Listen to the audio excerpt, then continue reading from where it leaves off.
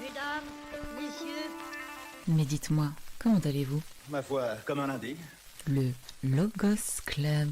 Logos Club. à tous ceux qui rêvent du bonheur. Logos Club, mon journal audio.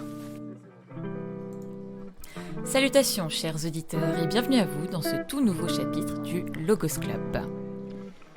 Chapitre 6, les mystères de la perception.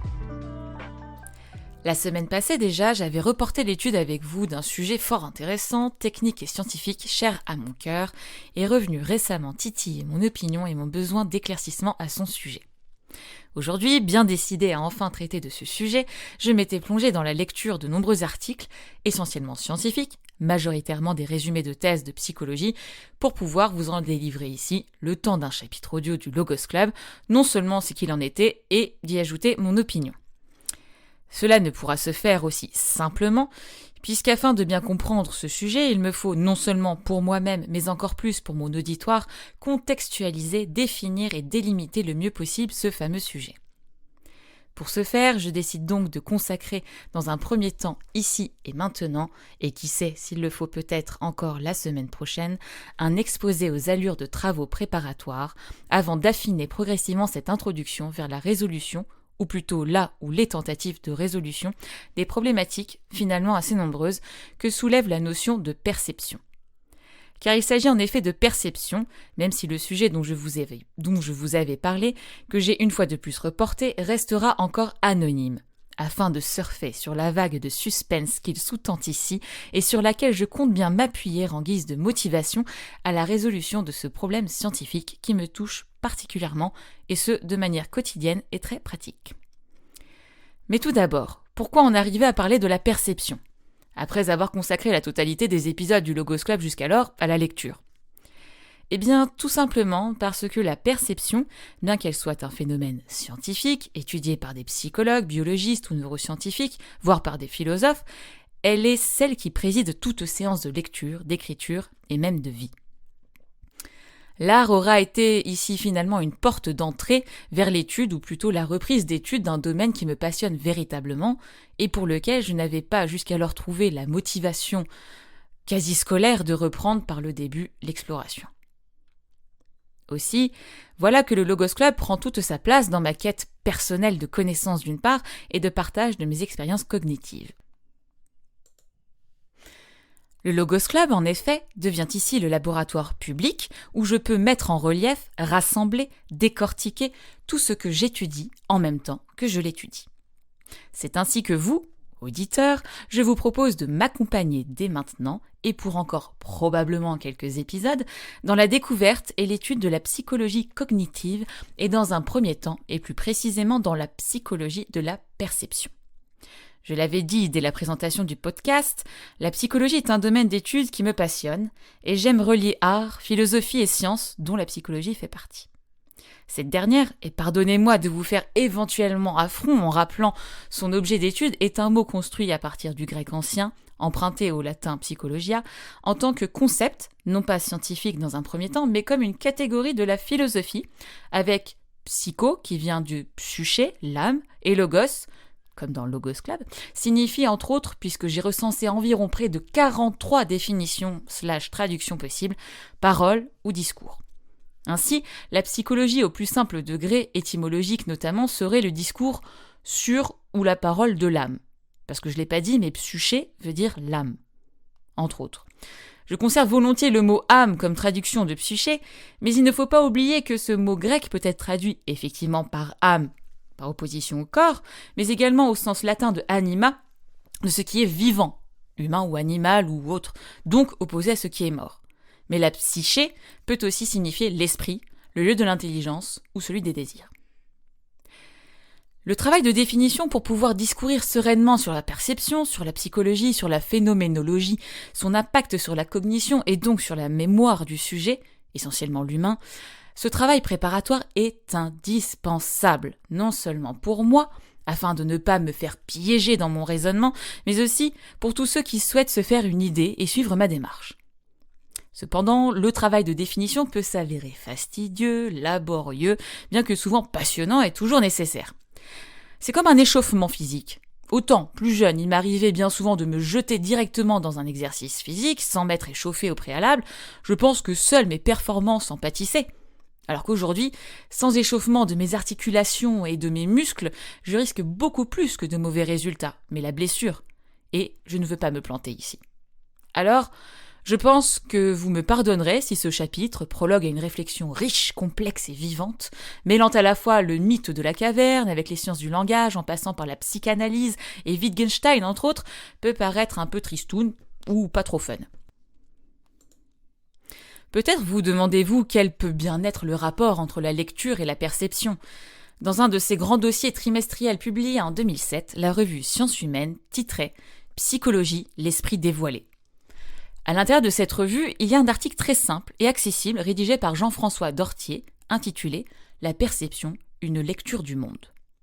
Vous trouverez en description de ce podcast le lien vers le texte en question, et je compte m'appuyer un peu dessus pour introduire ce que je compte développer durant quelques épisodes, à savoir la psychologie cognitive et certains de ses aspects sensoriels. Je ne sais pas si je l'ai suffisamment dit lors des précédents chapitres du Logos Club, mais la lecture, notamment littéraire, comme la lecture que j'appelais inconsciente, à la fois des signes, sous-entendu du langage, extérieurs et intérieurs au soi, est toute subjective. Et c'est la raison pour laquelle, entre autres, il y a un temps pour chaque lecture.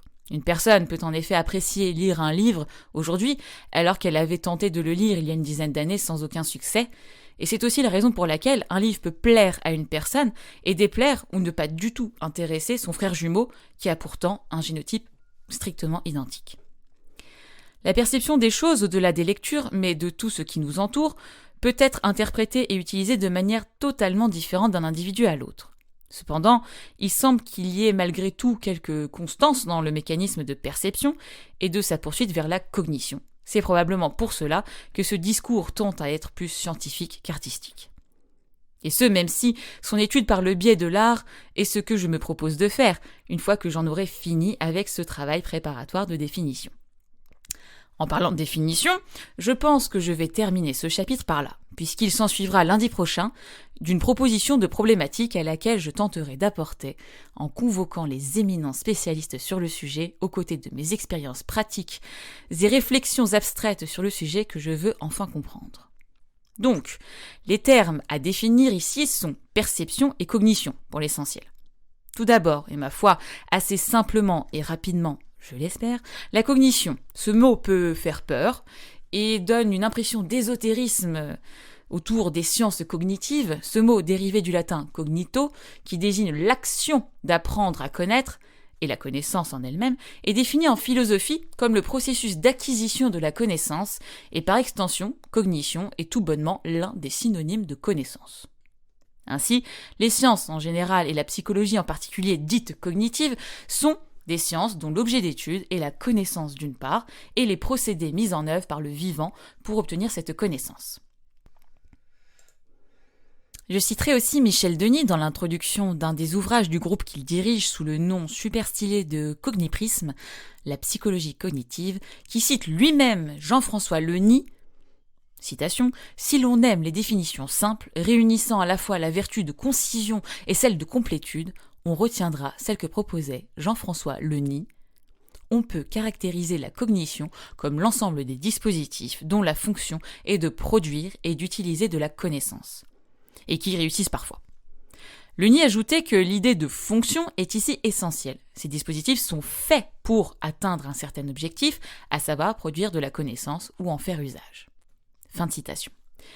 Je ne ferai pas de guerre de clans ici et je tenterai d'associer à la fois l'étude de la cognition chez l'homme et dans les autres espèces, du point de vue de la psychologie, certes, mais également de celui des sciences du cerveau, dites sciences naturelles, biologie, neurologie, etc. Les deux sont liés, mais pas nécessairement dépendantes. La perception, quant à elle, a plusieurs sens et je ne pense pas qu'il sera question dans le Logos Club de son acception au sens de percevoir des revenus, des impôts ou des taxes. La perception, venant du latin perceptio, qui signifie action de saisir par l'esprit ou connaissance, désigne aujourd'hui en philosophie et psychologie l'action psychologique, donc de l'esprit, par laquelle l'esprit, justement, en organisant les données sensorielles, donc issues des sens, vue, ouïe, toucher, odorat, se forme une représentation des objets extérieurs et prend connaissance du réel. En psychologie cognitive, et je m'appuie ici sur la définition donnée dans le livre éponyme Psychologie cognitive, cours, méthodologie, exercice corrigé en 2018, la perception désigne l'activité par laquelle l'être humain prend connaissance de son environnement, c'est-à-dire par laquelle il reçoit et interprète les informations qui l'entourent. La finalité, c'est-à-dire le but, l'objectif, de cette prise d'information peut être diverse. On peut par exemple traiter des informations visuelles pour reconnaître un objet ou bien pour le saisir, afin de s'en servir. Or, il n'est pas indispensable de reconnaître un objet pour le saisir. Pourtant, quelle que soit la finalité des traitements au départ des informations visuelles sont parvenues à notre œil, et il a fallu que ces informations externes entrent dans le système cognitif. L'étude de la psychologie cognitive, et plus précisément la psychologie de la perception, c'est justement questionner le rapport ou les rapports entre perception et réel. Et c'est notamment Manuel Jiménez, dans son ouvrage publié en 1997, La psychologie de la perception, qui explicite ce lien dans son propos introductif, et je le lis. La psychologie de la perception s'est posée historiquement deux questions centrales. Quelle est la spécificité de la perception par rapport à d'autres activités conscientes ? Quel est le rapport entre perception et réalité ? Sur la nature de la perception, on peut s'accorder sur un certain nombre de propriétés. La perception est un mode de représentation de l'environnement ainsi qu'un mode de connaissance. Elle se déroule dans l'instant en utilisant des capteurs sensoriels et c'est finalement une connaissance immédiate d'origine sensorielle. Le rapport entre réalité et perception varie selon les écoles philosophiques. Pour les courants dits réalistes, rationalistes et empiristes, il y a un monde objectif et il y a une perception subjective de ce monde objectif que l'on peut partiellement atteindre par la raison ou par l'expérience. Pour le courant phénoménologique, il n'y a pas de réalité hors de sa construction par le sujet percevant. Fin de citation.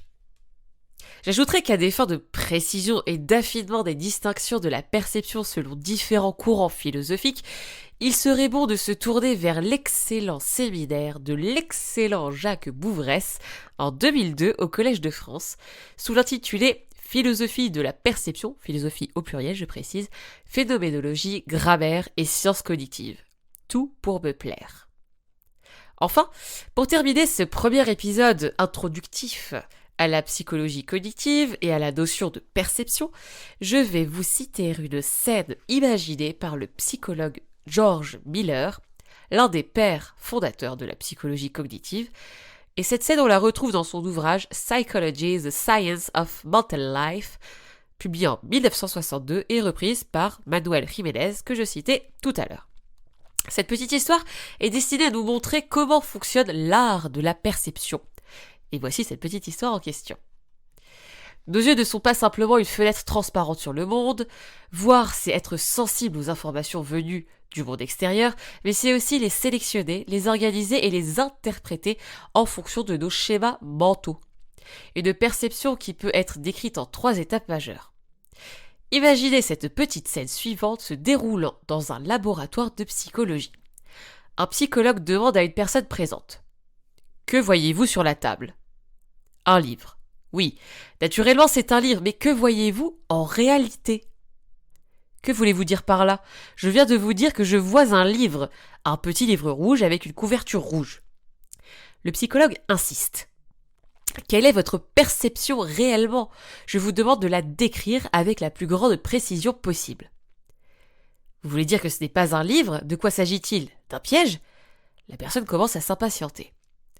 Oui, c'est un livre, il n'y a pas de piège. Ce que je veux, c'est que vous me décriviez ce que vous observez exactement, ni plus ni moins. Le visiteur devient très méfiant. Eh bien, dit-il, de l'endroit où je me trouve, la couverture du livre ressemble à un parallélogramme rouge foncé.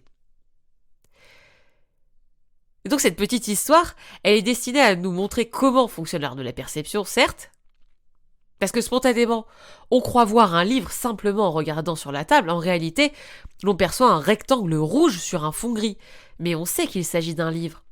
À la perception se superpose une interprétation des données visuelles Et dans l'acte de perception, la connaissance se mêle donc à la pure sensation.